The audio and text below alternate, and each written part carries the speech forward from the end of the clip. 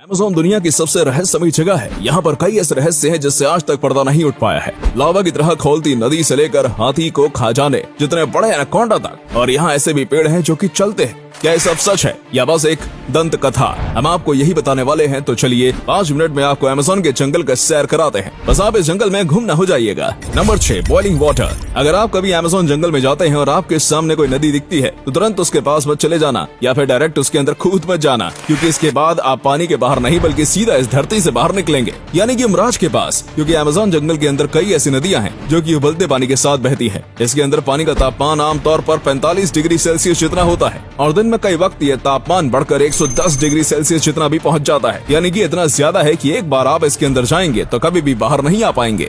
ये सीधा आपके शरीर को 3rd डिग्री चला देगा। और उसके बाद क्या होगा ये बात तो आप जानते ही हैं। वैसे तो ये पानी इतना ज्यादा गर्म क्यों होता है, इसके बारे में रिसर्च चल रही है। कुछ लोगों का मानना है कि ये बिल्कुल किसी हॉट स्प्रिंग जैसा है, लेकिन किसी भी हॉट स्प्रिंग में इतना ज्यादा गर्म पानी नहीं आता। तो आखिर अमेज़न की नदी में ही इतना ज्यादा गर्म पानी क्यों आता है, ये तो पूरी तरीके से रिसर्च करने के बाद ही पता चलेगा। वैसे कई लोग इस नदी के बाजू में रखे पत्थरों के ऊपर अंडे भी बगा देते हैं। Number 5, green anaconda.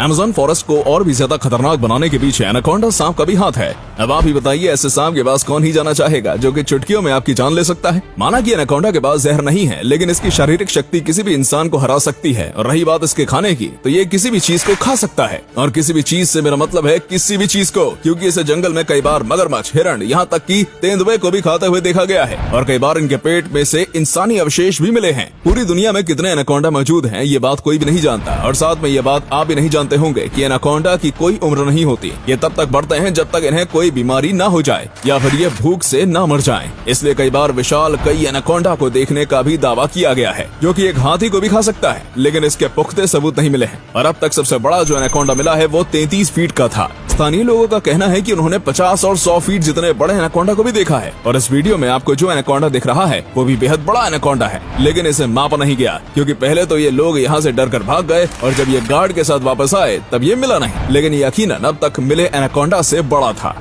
Number 4, strange geoglyphs. अगर आप अमेज़न जंगल को ऊपर से देखेंगे तो आपको कई ऐसी चीजें दिखेंगी जिसे देखने के बाद आपको यकीन नहीं होगा। जैसे कि पूरे अमेज़न जंगल में कई ऐसे अजीबोगरीब पैटर्न्स बने हुए हैं जिन्हें बस ऊपर से ही देखा जा सकता है। इन पैटर्न्स को बनाने के लिए जमीन पर कई प्रकार की लाइनें की गई हैं। यहाँ तक कि कई जगह पर तो अजीबोगरीब शेप्स के पत्थर भी रखे गए हैं। अब इन सब चीजों को क्यों और कैसे बनाया गया था, ये सब आज तक रहस्य बना हुआ है। इसे बनाने के पीछे का सबसे पहला निशाना एलियंस को बनाया जाता है। कहा जाता है कि एलियंस ने ही किसी न किसी वजह से इसको बनाया होगा, क्योंकि दुनिया के कई कोनों में से ऐसी कई चीजें देखने को मिलती हैं, जैसे कि नाज़का लाइन्स जो कि पेरू में है। और कुछ का मानना है कि इस तरीके से एलियंस आपस में बातें किया करते थे। और वैज्ञानिकों ने कहा है कि हो सकता है ये सब चीजें अमेज़न के जंगल में रहने वाले आदिवासियों ने बनाए हों। जैसा कि आज के वक्त में मनोरंजन के लिए कई सारी चीजें मौजूद हैं, लेकिन उस वक्त ऐसा कुछ नहीं हुआ करता था, इसलिए कहा जाता है कि ये सब उन्होंने अपने मनोरंजन के लिए किया होगा। लेकिन वहीं पर आखिर इन्होंने उन चीजों को बनाया कैसे, क्योंकि बिना किसी मॉडर्न टूल के इंसानों के लिए इसे बनाना इम्पॉसिबल है। नंबर 3, पोटू। अच्छा, अभी आपको कोई पक्षी दिख रहा है? शायद नहीं दिख रहा होगा, क्योंकि यहाँ पर एक पक्षी है जो कि कैमोफ्लेज करने में माहिर है। इस पक्षी का नाम है पोटू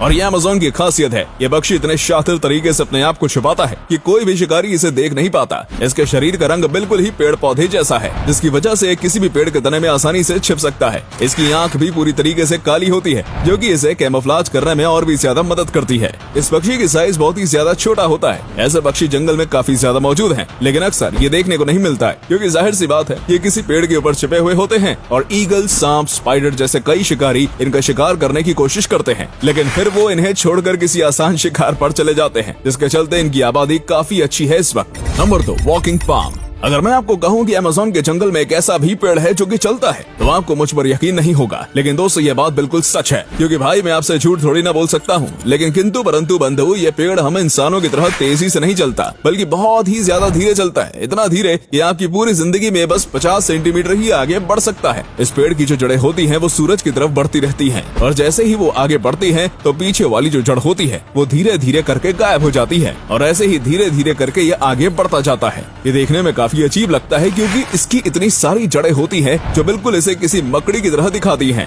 इस तरीके से जड़ों वाला शायद दुनिया में ये इकलौता पेड़ होगा, और ये पेड़ चल सकता है वो तो एक अलग ही कहानी है। Number 1, plastic eating fungus. दोस्तों हाल ही में येल यूनिवर्सिटी की एक प्रिया आनंद नाम की लड़की ने अमेज़न के जंगल में से एक ऐसा फंगस ढूंढा है जो कि अब इंसानों की सबसे बड़ी समस्या यानी कि प्लास्टिक को खत्म कर सकता है। जी हाँ, आपने बिल्कुल सही सुना। इस लड़की ने इस फंगस के करीब 60 सैंपल लिए थे और इसके ऊपर वो कई रिसर्च कर रही थी और इसी बीच पता चला कि ये जो फंगस है ये प्लास्टिक को खा सकता है और इसे डाइजेस्ट भी कर सकता है, यानी कि वो पूरी तरीके से प्लास्टिक को नष्ट कर सकता है। साथ ही में ये बहुत ही ज्यादा कम ऑक्सीजन की मात्रा में भी आराम से उग सकते हैं, इसलिए अगर ये पानी के अंदर भी उगाया जाएगा तो फिर ये आराम से पानी के अंदर भी रह पाएंगे और ऐसा करके पानी के अंदर के प्लास्टिक को और जमीन के प्लास्टिक को खत्म किया जा सकता है। लेकिन ये सब आगे की रिसर्च ही बताएगी।